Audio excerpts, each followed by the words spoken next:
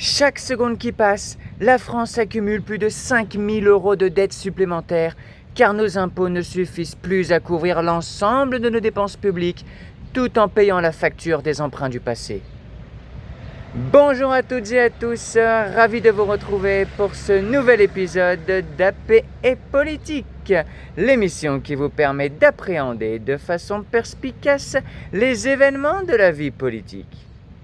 Et aujourd'hui, samedi 8 août 2026, la une du Monde pose un constat alarmant. Les rapports officiels et les derniers chiffres du ministère de l'économie confirment que notre pays s'enfonce dans l'engrenage incontrôlable de la dette publique. Mais au-delà des inquiétudes des médias et du langage compliqué des banquiers, que se passe-t-il vraiment ? Sommes-nous au bord d'une faillite totale comme la Grèce en 2010 ? Ou assistons-nous à des discours exagérés destinés à faire accepter des coupes budgétaires massives ? Pendant cet épisode, nous allons analyser ce problème sous tous les angles, de manière claire et directe, en observant le fonctionnement de l'argent, les règles du droit, la vie de nos services publics, le sentiment des citoyens face aux impôts et les contraintes financières internationales. Pour comprendre le piège mortel qui se referme sur les finances de notre pays, il faut d'abord poser un calcul très simple, mais aux conséquences catastrophiques. Le véritable engrenage de la dette ne consiste pas seulement à emprunter de l'argent frais pour boucher le trou de l'année. Ce piège se déclenche lorsque le taux d'intérêt moyen réclamé par les prêteurs devient plus élevé que le taux de croissance de notre économie nationale. Dès cet instant, même si le gouvernement gérait parfaitement son budget quotidien, c'est-à-dire s'il dépensait exactement ce qu'il gagne sans compter le remboursement des intérêts, le poids de la dette par rapport à la richesse nationale continuerait d'augmenter tout seul, de façon automatique et mécanique. C'est le principe des intérêts qui génèrent eux-mêmes des intérêts. L'État se retrouve obligé d'emprunter à nouveau uniquement pour payer les intérêts de ses anciens crédits. Pendant 10 ans, grâce au taux d'intérêt très bas fixé par la Banque centrale européenne, nous avons vécu dans l'illusion confortable que la dette ne coûtait rien, que l'argent était illimité et que cette facture était négligeable. Rappelez-vous l'année 2019. En 2019, la France réussissait à emprunter sur 10 ans avec des taux négatifs, où c'était les prêteurs qui payaient pour nous confier leur argent. Mais le retour brutal de la hausse des prix et les décisions des autorités financières de Francfort ont détruit cette illusion. En 2026, la France prévoit d'emprunter 310 milliards d'euros sur les marchés, mais à des taux élevés autour de 3,5%, alors que nos richesses créées augmentent de moins de 1% par an. L'écart se creuse, la hausse s'accélère et le budget de l'État se retrouve étouffé par le remboursement des intérêts qui a dépassé le cap vertigineux des 60 milliards d'euros en 2025 et qui va devenir cette année la dépense numéro 1 du pays devant l'école et l'armée. Face à cette trajectoire budgétaire impossible à tenir, deux grandes manières de voir l'économie s'opposent violemment et divisent les experts depuis des décennies. D'un côté, les économistes d'inspiration libérale affirment que l'accumulation de dettes agit comme un poison lent qui décourage les investissements des entreprises, freine la compétitivité du pays et fait peser un risque d'érosion de la valeur de notre monnaie. Pour les partisans d'une gestion stricte, la priorité absolue est de réduire les dépenses de l'État par des réformes en profondeur.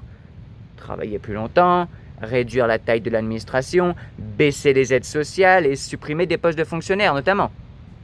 C'est cette logique qui a guidé la réforme des retraites en 2023 ou, pour reprendre l'exemple de la Grèce, les plans de rigueur très durs imposés par les organismes internationaux à partir de 2010. Selon cette vision, remettre de l'ordre dans les comptes est indispensable pour rassurer les prêteurs, obtenir des taux d'intérêt plus bas et redonner de l'air aux entreprises privées. Mais d'un autre côté, les économistes favorables à l'intervention publique dénoncent cette approche comme une erreur grave et dangereuse. Selon eux, couper brutalement dans les dépenses lorsque l'économie ralentit aggrave la crise au lieu de la résoudre. On l'a très bien constaté lors des plans d'économie appliqués dans le sud de l'Europe entre 2011 et 2014, où chaque euro retiré par l'État a fait perdre jusqu'à 1,7 € de richesse à la nation. En supprimant les investissements publics, l'État abîme l'économie, baisse ses propres recettes d'impôts futurs et aggrave finalement le poids de la dette au lieu de le réduire. Ces experts soutiennent que la seule véritable solution consiste à faire des investissements massifs dans la transition écologique et les technologies d'avenir, financés si besoin par des impôts plus élevés sur les plus riches et les grandes entreprises, afin de relancer une activité solide capable de dépasser le coût des emprunts.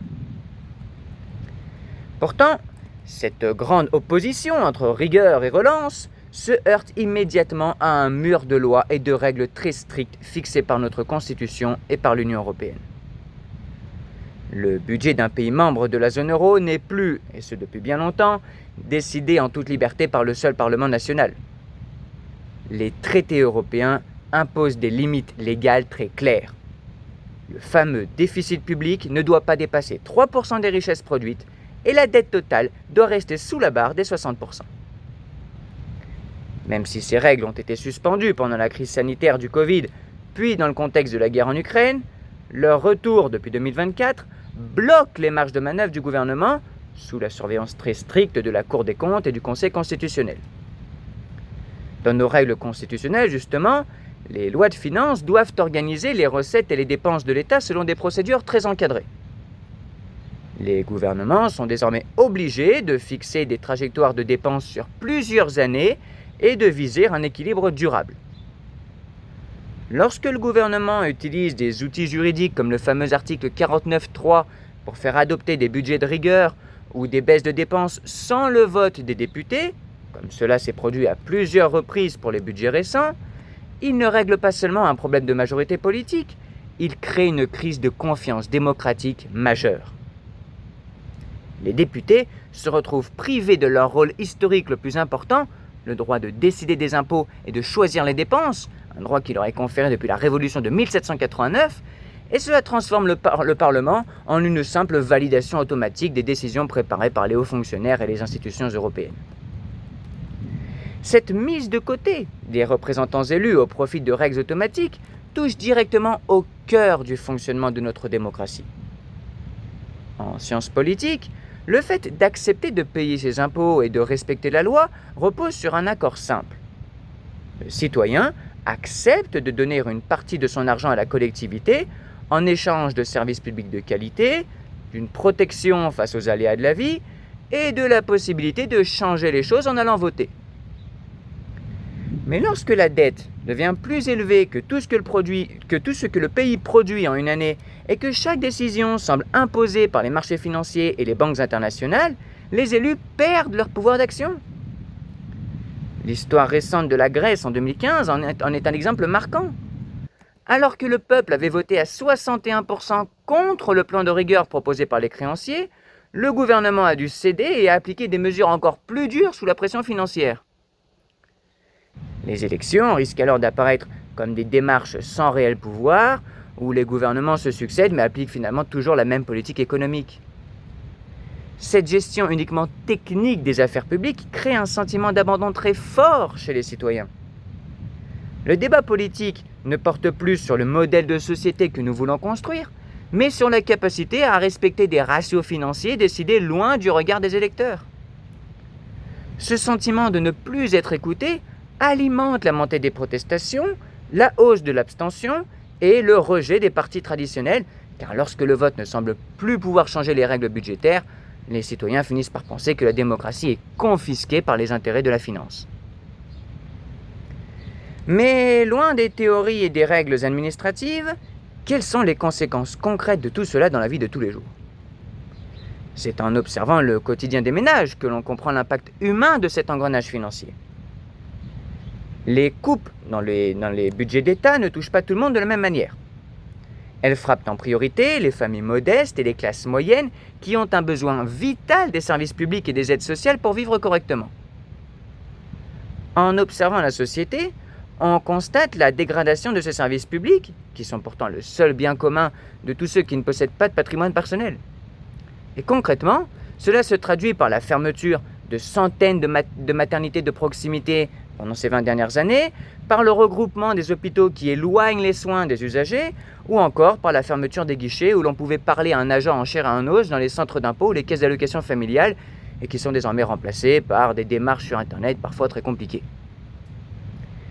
Ces choix budgétaires créent un fort sentiment d'isolement et de mise à l'écart dans les zones rurales et les petites villes éloignées des grandes métropoles. Dans le même temps, les difficultés accumulées dans les services publics, des urgences débordées, un manque de professeurs devant les élèves ou des délais très longs au tribunal, entraînent un découragement profond chez les fonctionnaires eux-mêmes. Les inégalités se creusent. Ceux qui en ont les moyens financiers se tournent vers le secteur privé pour scolariser leurs enfants ou bien payent des assurances chères pour se soigner, tandis que la majorité de la population subit la baisse de qualité des services publics. Cette fracture casse la solidarité entre les citoyens et remplace l'entraide par beaucoup d'amertume. Et c'est précisément le moment où je me tourne vers vous. Car cette situation soulève une question essentielle à laquelle chacun doit réfléchir. Pensez-vous que la France doit accepter de réduire fortement ses dépenses publiques et de réviser son modèle social pour garder son indépendance face aux banques et aux marchés? Ou bien faut-il au contraire refuser ces exigences et affronter nos prêteurs pour continuer de financer nos hôpitaux, nos écoles et la transition écologique? J'attends vos avis, vos arguments, vos réponses dans les commentaires pour que nous puissions poursuivre cette discussion ensemble une fois cette vidéo terminée. Mais reprenons avec cette question du rapport de force avec ceux qui nous prêtent de l'argent, car c'est cette question-là qui pose directement le problème de notre liberté et de notre souveraineté nationale. Quand plus de la moitié de la dette d'un pays est détenue par des investisseurs étrangers, des fonds de pension américains et japonais ou des grands groupes financiers extra-européens, le pays perd une partie de son indépendance réelle, même s'il reste souverain sur le papier. Selon le droit international, tous les États sont en théorie égaux et libres de leur choix. Cependant, les contrats d'emprunt signés par la France intègrent désormais des règles juridiques strictes depuis 2013. Ces règles organisent la façon dont un État peut négocier s'il n'arrive plus à payer, mais elles protègent fortement les prêteurs. Si un pays décide du jour au lendemain de ne plus rembourser ses dettes, il subit immédiatement des conséquences financières automatiques. L'histoire de l'Argentine au début des années 2000 le montre bien. Des fonds d'investissement spécialisés ont attaqué le pays devant les tribunaux internationaux pendant plus de 10 ans pour exiger le remboursement intégral de leurs créances, allant même jusqu'à faire saisir un navire militaire argentin qui faisait escale dans un port au Ghana. Contrairement aux particuliers ou aux entreprises, il n'existe pas de tribunal international chargé de gérer la faillite d'un État de manière organisée. Les discussions se font au cas par cas, dans des réunions entre pays prêteurs ou banques privées, et dans ces réunions, la puissance financière compte souvent plus que la justice. Pour un pays comme la France, membre éminemment important de l'Europe, refuser de payer ses dettes provoquerait un choc juridique et financier massif dans toute la région et remettrait en cause l'utilisation de l'euro ainsi que les accords de libre circulation des capitaux. Cette pression financière devient encore plus claire si l'on regarde la façon dont fonctionnent les marchés financiers au quotidien. Les investisseurs évaluent en permanence la solidité des pays en s'appuyant sur les notes données par de grandes agences spécialisées, comme Standard & Poor's par exemple.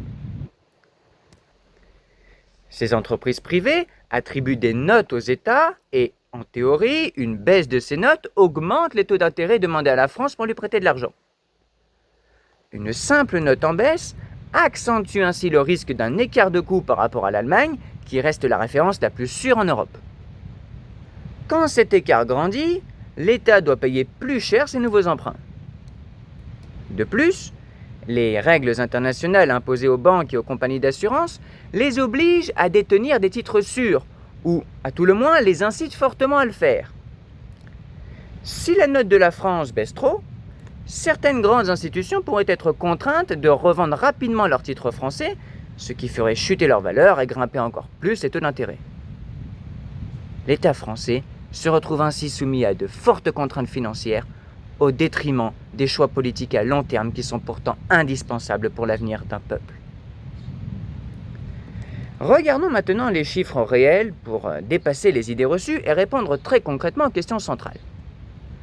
Peut-on résoudre le problème de la dette uniquement en taxant davantage les plus riches? La réponse nette est non. Même si créer des impôts plus forts sur les très grandes fortunes ou sur les bénéfices exceptionnels est une mesure souvent réclamée au nom de la justice, l'argent apporté par ces mesures, estimé tout au plus à 20 milliards pour la taxe Zuckman par exemple, reste très insuffisant face à un trou annuel de plus de 150 milliards d'euros et une dette totale qui dépasse les 3 400 milliards d'euros. Peut-on, à l'inverse, couper brutalement dans les budgets de la santé ou des retraites sans abîmer le pays? La réponse est également non, car ces aides sociales représentent près d'un tiers de toutes les richesses produites dans le pays et constituent le bouclier principal des familles pour pouvoir consommer et continuer de vivre correctement. La vérité, que l'on n'explique pas assez clairement, est que sortir de ce piège demande un effort combiné et de très longue durée. Une gestion plus attentive des frais de fonctionnement de l'administration, une orientation prioritaire de l'argent vers des investissements utiles qui créent de vrais emplois et de la valeur, comme la modernisation de nos industries et la rénovation énergétique, ainsi qu'une négociation ferme avec nos partenaires européens pour que les investissements d'avenir ne soient pas bloqués par la règle des 3%, même si cette solution réclame un vote à l'unanimité des États membres de l'UE, ce qui n'est pas près d'arriver. En conclusion de cet épisode, il apparaît clairement que le problème de la dette française dépasse de loin un simple calcul de comptable ou des querelles entre spécialistes du ministère. C'est le défi politique, social et humain le plus important de notre époque.